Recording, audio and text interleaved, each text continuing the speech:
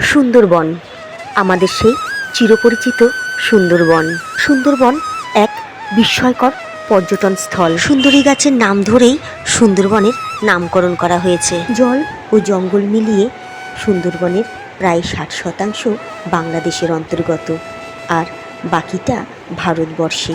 প্রায় 4000 বর্গ কিলোমিটার জুড়ে 102টি দ্বীপ জুড়ে আমাদের এই সুন্দরবন। এর মধ্যে 54টি দ্বীপে রয়েছে মানুষের বসবাস, আর বাকিগুলিতে বিভিন্ন পশু পাখি। অবশ্যই রয়েছে তার মধ্যে রয়্যাল বেঙ্গল টাইগার। শুভ সকাল বন্ধুরা, এখন বাজে ঘড়ির কাঁটায় ঠিক সকাল 7:30। এখন আমরা আছি বাঘাযতীন স্টেশনে। আর কিছুক্ষণের অপেক্ষা। 7:50 বাঘাযতীন স্টেশন থেকে ক্যানিং লোকাল ধরে পৌঁছে যাব ক্যানিং স্টেশনে। এ বাবা, তোমাদের তো বলতেই ভুলে গেছি, কোথায় যাচ্ছি আমরা সপরিবারে। হ্যাঁ, বলেই দিই, আমার পরিবার আর আমার 3 বন্ধুর পরিবার মিলে 2 রাত্রে 3 দিন ছুটি কাটাতে যাচ্ছি সুন্দরবনে। মাত্র 1 ঘন্টার মধ্যেই পৌঁছে গেছিলাম ক্যানিং স্টেশনে। ঠিক তার উল্টো দিকেই অটো স্ট্যান্ড। ও, একটা কথা বলতে তো ভুলেই গেছি, আমরা কিন্তু সুন্দরবন যাচ্ছি বুবাই ট্যুর অ্যান্ড ট্রাভেলসের সাথে। তাদের লোকজনেরা অটো স্ট্যান্ডের কাছেই দাঁড়িয়েছিল হাতে ব্যানার নিয়ে। রেল লাইনটা পার হয়ে উঠে পড়লাম অটোতে। 2 রাত্রি 3 দিন ভালো হোটেলে রাখার ব্যবস্থা, ভালো খাবার দাবারের ব্যবস্থা সবই কিন্তু বুবাই ট্রাভেলসের দায়িত্ব। এটি হলো মাতলা রিভার ব্রিজ। এর নিচ থেকে বয়ে চলেছে মাতলা নদী। ক্যানিং থেকে প্রায় 17 কিলোমিটার পথ অতিক্রম করে আমরা পৌঁছালাম সোনাখালীতে। সময় লাগলো প্রায় 30 মিনিট। এটি হলো সোনাখালীর ফেরিঘাট। ফেরিঘাটে কত সারি সারি লঞ্চ দাঁড়িয়ে আছে সুন্দরবনের উদ্দেশ্যে রওনা দেবে বলে। আমরাও তখন খুঁজে চলেছি আমাদের লঞ্চ। অবশেষে খুঁজে পেলাম। আমাদের লঞ্চের নাম হলো MV যমুনা। চলো এবার লঞ্চে উঠে পড়ি। লঞ্চে উঠে চারিদিকটা ঘুরে দেখছিলাম। ঠিক তখনই চলে আসে বুবাই ট্রাভেলসের তরফ থেকে আমাদের ওয়েলকাম ড্রিঙ্কস আর ফুল। ওয়েলকাম ড্রিঙ্কস আর ফুল দিয়ে বুবাই ট্রাভেলস আমাদের স্বাগত জানিয়েছিল। গলা খুব শুকিয়ে গেছিল আপনার? গলা শুকিয়ে গেছিল?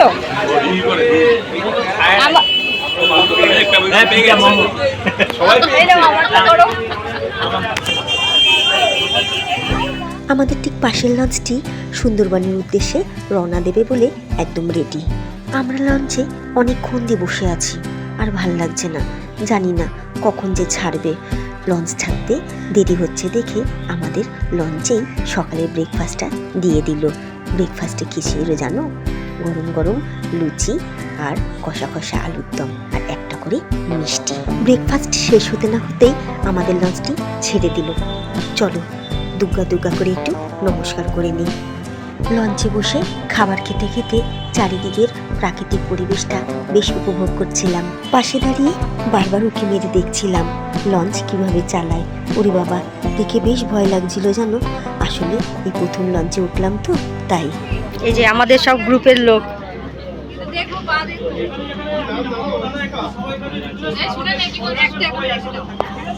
কত ভিডিও তুলবো বলো তো? যা দেখছি সবই ভিডিও করে ফেলছি। দেখো আমাদের লঞ্চটা এই ব্রিজটার তলা থেকে যাবে কিভাবে।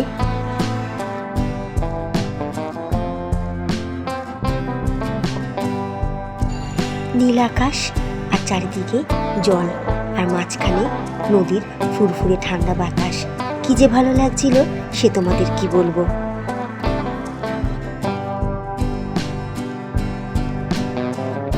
আমার না খুব ইচ্ছে করছিল লঞ্চের রান্নাঘরটা দেখার জন্য, তাই চলে আসলাম। চলো তোমাদেরকে একটু দেখাই। ইঞ্জিনের এত শব্দ হচ্ছিল যে রাঁধুনির সাথে কি কথা বলছিলাম সেটা তোমাদের শোনাতে পারলাম না। যখন রান্নাঘরে যাই তখন রাঁধুনিরা আমুদি মাছ ফ্রাই করছিল। আমুদি মাছগুলোকে বেসনে ডুবিয়ে ডুবো তেলে ভাজছিল। রাঁধুনিরা বলল, এদিকে একটু ভিডিও করো, দেখো কত মাছের মাথা ভেজে রেখেছি। আজকে পুঁই শাক হবে ইলিশ মাছের মাথা দিয়ে। আর পাশে দেখি কত আমুদি মাছ এখনো কাঁচা রয়েছে, ভাজতে বাকি আছে। সত্যি ওইদিকে দেখলাম অনেক পুঁই শাক, কুমড়ো, বেগুন কেটে রেখেছে।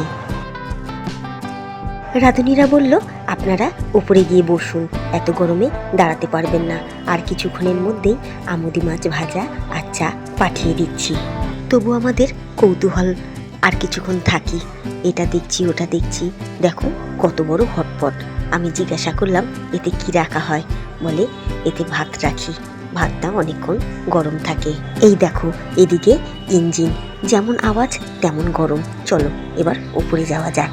এই দেখো এখানে হলো লঞ্চের বিছানা, এখানে শোয়ার ব্যবস্থা আছে সুন্দর। আর এই ব্যাগগুলো দেখছো, এগুলো হলো আমাদের লাগেজ। এইটুকু লঞ্চের মধ্যে কত জিনিসপত্র রাখা। চলো যাওয়ার আগে একটু বাথরুমটাও তোমাদের দেখিয়ে দিই। বেশ সুন্দর, পরিষ্কারই আছে, ছোট্টর মধ্যে দেখতে বেশ ভালো লাগছিল। চলো এবার উপরে যাই।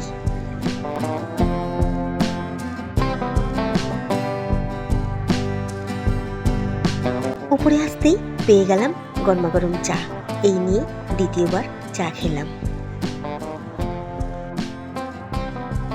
আহা, চারিদিকে জল আর জল, তার উপর ঝিরিঝিরি বৃষ্টি, আর হাতে গরমাগরম চা। যেদিকে তাকায় কি অপরূপ দৃশ্য, সে বলে বোঝানো যাবে না। তার সাথে চলে আসলো গরম গরম আমুদি মাছ ভাজা।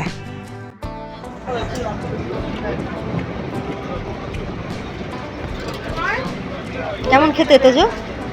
খেতে কেমন? কেমন বাবা?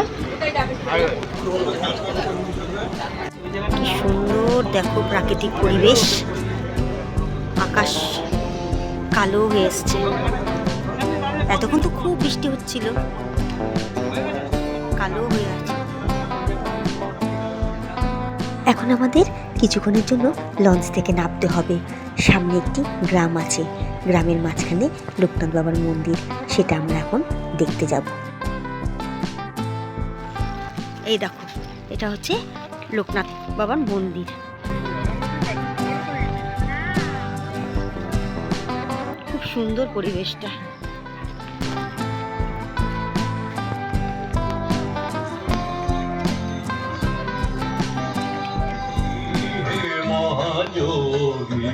নামটি তোমার লোকনাথ, তোমার চরণ করি গো শরণ, অনাথ জনের তুমি। মন্দিরটা বেশ পুরনো কিন্তু খুব সুন্দর। চলো এবার ফেরা যাক। দেখো লোকনাথ বাবার মন্দির দেখে আমরা চলে আসলাম, এবার আমরা লঞ্চে উঠব। আজ দুপুরে লাঞ্চে আমাদের মেনুতে কি কি ছিল তার ভিডিও করতে একদম ভুলে গেছি, কিন্তু লাঞ্চের শেষে আমাদের ফলের ব্যবস্থা ছিল। লাঞ্চে কি কি ছিল জানো? 2 রকমের ইলিশ মাছ, মাছের মাথা দিয়ে পুঁই শাক, ডাল, ভাজা, পাঁপড়, চাটনি। দেখতে দেখতে বিকেল হয়ে গেল, এখন বাজে 5টা 10।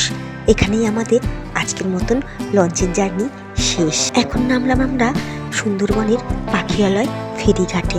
এখন আমরা হোটেলে যাচ্ছি।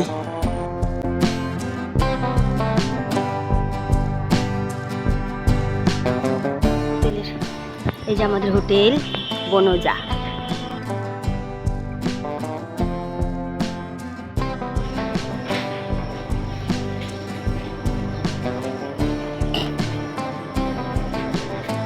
দেখো দোতলাতে কি ভালো লাগছে দেখতে।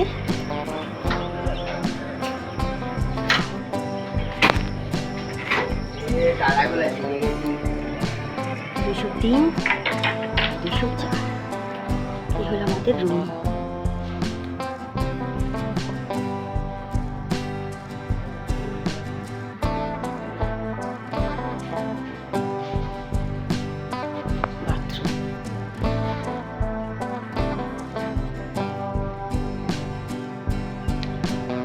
লাইট কোথায় জানি না, যাই হোক ভালো, খারাপ না। শুভ সন্ধ্যা বন্ধুরা, এখন বাজে সন্ধ্যে 6:30। যখন হোটেলে ঢুকি তখন বাজে 5টা 10।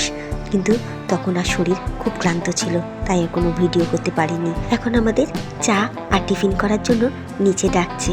খড়ের ছাউনি করা ঘরটি দেখছো, এখানে আমাদের চা খেতে ডাকছে। চলো চাটা খেয়ে নিই। আজ সন্ধ্যাবেলার টিফিনে ছিল চাউমিন।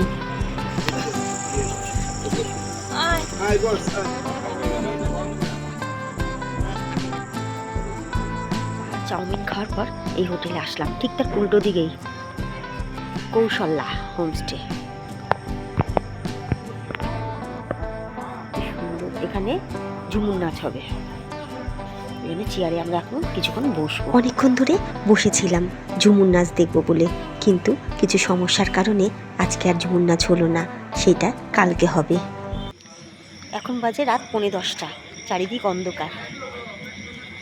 এই হোটেলে এখন আমরা খেতে যাব।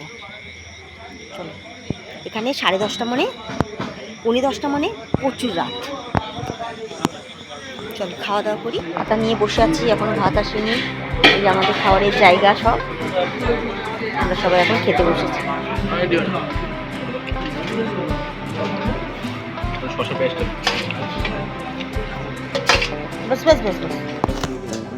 আজ রাতের মেনুতে ছিল ডাল, ভাজা, স্যালাড আর পাঁঠার মাংস।